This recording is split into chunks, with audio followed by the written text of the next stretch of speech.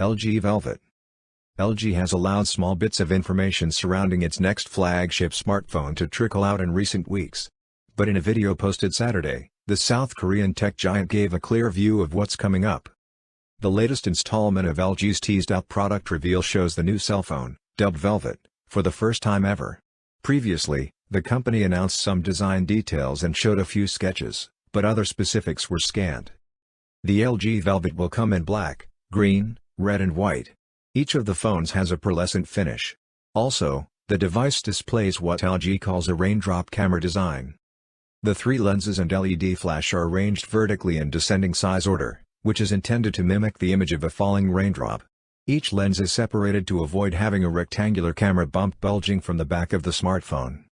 The video reveals a headphone jack on the bottom and there is an internal Qualcomm Snapdragon 765 processor.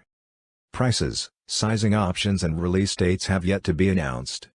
Last week, LG announced plans to move away from alphanumerical designations in favor of familiar and expressive names. That means the company is letting go of its G-series names like LG G8. Instead, future smartphone names will be based on special features or designs.